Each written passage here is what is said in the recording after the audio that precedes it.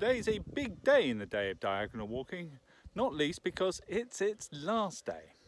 I'm starting my walk today in the pretty village of Newchurch, which is in Romney Marsh. And this sign kind of says it all. So I'm starting in Newchurch today and ending in the town of New Romney, also in Romney Marsh. Newchurch is also known for its church tower. It's 15th century, but they started building it, realised it was subsiding, stopped and then tried to correct it with the building. So it's the same sort of technique that they used in the Leaning Tower of Pisa, so you can see the kink in it hopefully there. I'm going to be walking about 7 miles today, and that's going to be the end of a long 400+ mile trek. It's been a trek that started in Formby in Lancashire, took me down to Crosby and the Iron Men, then through Liverpool, through parts of Cheshire, Staffordshire, yes, we'll always have Staffordshire, then into Warwickshire, through the centre of England on the Warwickshire-Leicestershire border, through Leicestershire, Bedfordshire, Hertfordshire, and then there was into London boroughs, various London boroughs, parts of Essex, and finally here into Kent.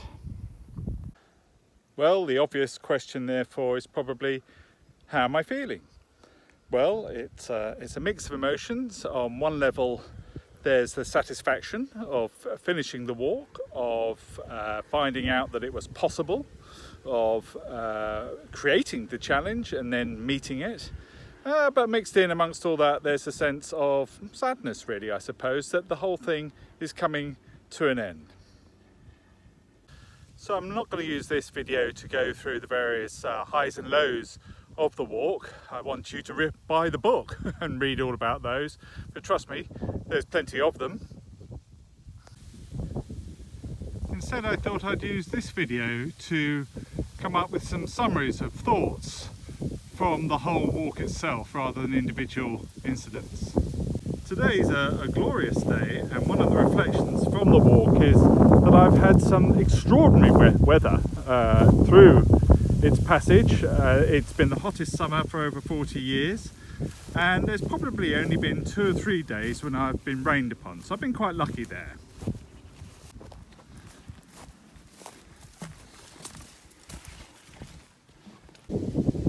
Well, give me one of those reflections, I hear you cry. Well, here we go. One has been that how easy it's been. Now that sounds a bit complacent, and it isn't supposed to be. It's all proved remarkably possible to do. When I was planning the whole route, one of the things that came out was the number of coincidences that came out around places I'd been to or had touched my life in the past, and how the whole thing seemed to be slotting into place like a good jigsaw puzzle. Well, the same things happened in the whole route itself, in as much as this is a good example. In fact, where we are now, I needed to be in Kent at this time of year anyway. My sister wanted to walk with me for a couple of days, so I was able to stay with her when there weren't many B&B or Airbnb options. And equally, we've been able to rent a cottage for a couple of days, which has allowed me to finish off this leg of the walk.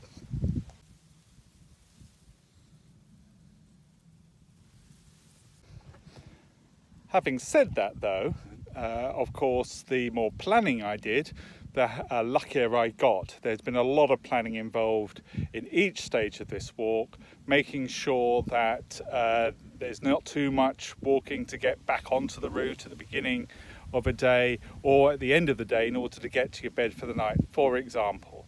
Plus the research required in between to find out where to go, because it'd be so easy just to walk past something which is literally 20-30 yards away from you, but is in fact really interesting.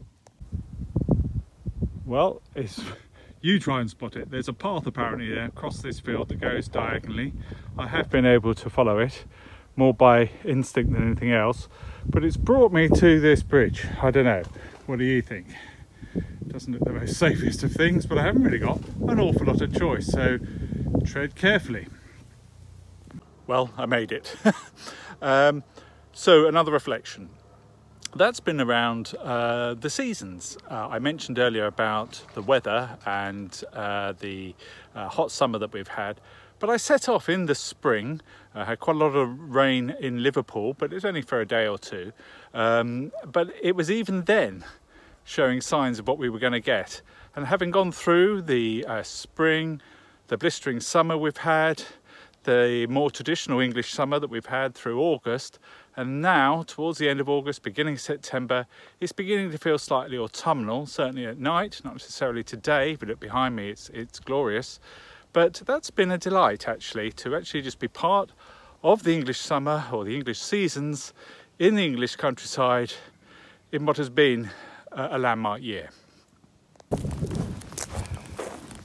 Something else that often comes up when I'm talking to people about diagonal walking is, gosh, you must be fit, or you must have had to get fit to do this.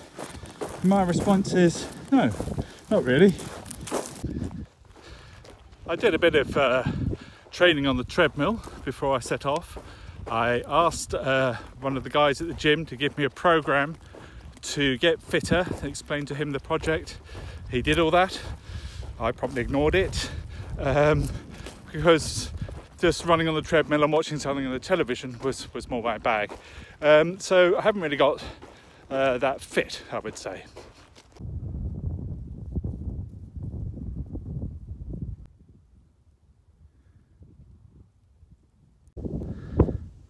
The footpath system, another reflection. Amazing. It's been amazing that I've been able to follow my diagonal path within about 2 miles of the line that I've drawn on the map, following just public footpaths, bridleways, byways, that sort of thing, and never really had to veer off that. What an amazing asset that is for this country. And this is what it looks like here. Flat, isn't it? I think contours are something people just have nightmares about around here. It is so flipping flat. Good example of the sort of minor road, countryside road, I often have to walk down there. And here's a good example of the sort of serendipity you can come across whilst diagonally walking. This is the grave of Edith Nesbit. She was the authoress of, amongst other things, The Railway Children. Taking a little break, just sitting at this park bench they've left for me, that's nice. Take on some water, get back on the road.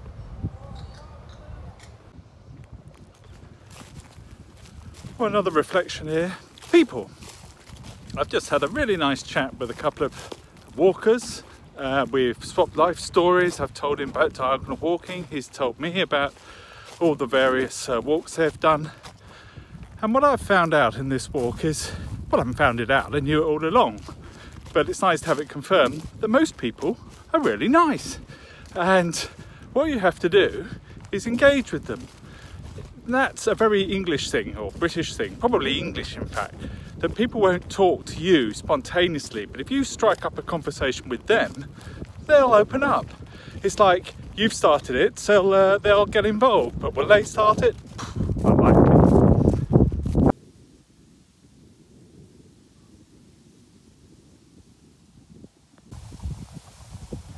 In case you were wondering, by the way, these drainage channels are known around here as sewers. So, there you go. Another conclusion, if you like, to the walk, and this might be a bit more controversial, is as you wander around England, just how little of it has really changed. It's very possible, and I've had this reflection a number of times wandering around, that you could be taking in a view that's existed for hundreds of years, hasn't changed at all.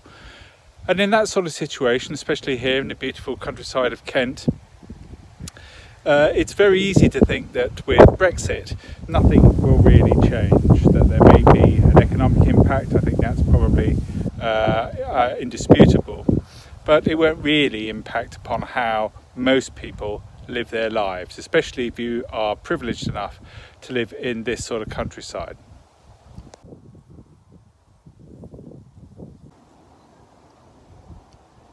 Is that an issue? Well, I would say it probably is, because we're living in a time of a tremendous change, both technologically, demographically, socially, just in terms of attitudes.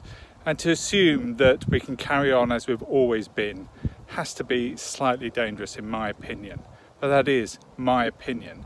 And one of the things that I've had, one of the experiences I think I've had in this walk, is a sort of coming to terms with the whole Brexit debate and its consequences. I think I'm probably now fairly reconciled to the fact that it will happen, that it's going to be messy, at times it's going to be ugly, and I doubt it's going to be positive. But again, I might be wrong. Again, it's my opinion. If you live in different parts of the country, it's not necessarily just this lovely countryside that's leading you to that conclusion that nothing's really going to change. I've had experiences in places like Luton, Stoke, Liverpool, where they may feel the European Union and wider global markets are totally irrelevant to them, and it's a very understandable position to take. I don't know. I think we're in for an interesting period. Let's see. Things do change, of course. There's a time when this farmer would have been using horses, maybe even oxen, to plough this field, but he still would have been ploughing a field. Equally, housing. There's a time when people would have been quite happy to have lived in these small bungalows, but now here we are on the outskirts of New Romney. This is more the sort of housing that people aspire to. This sort of new housing has featured quite a lot on this walk. I think in particular to the earlier video I posted called Progress outside Milton Keynes, and I think also just not that long ago into Kent, Ebbsfleet Garden City. This is what people want these days. The sheer reality is these sorts of houses ain't going to cut it anymore. So the moral here is change happens, you're either comfortable with it or you resist it. So there we are, my last field as I enter my last town of New Romney and the last mile of diagonal walking. So I'm going to now enter this portal. Well, let's see where it takes us. Probably around the back of some houses. Oh, straight onto a road. Straight onto a road. And as if to prove I wasn't lying, there we have the road sign. Oh, New Romney, hurrah! The last town of diagonal walking. And here I am, I've made it to the coast. My own coast-to-coast walk. Conveniently, my line ends at this old water tower built in 1890, which acts as a landmark for the end of the walk. Well, I promised my podcast listeners the sound of the sea, and here it is. Journey's end. Well, before my walk ends, there's one more job, and that's to leave this rock that I found in Wokingham, which has on the back Wokingham Rocks on it. This is part of a growing movement, I think, for people to leave painted rocks somewhere, pick it up, say that you found it on Facebook, and then put it somewhere else.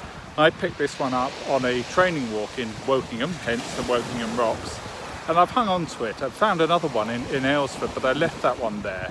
But this one I'm going to leave here as a final testament. So if anybody ever finds it, good luck to you. Perhaps you'll carry it to the other end of the country.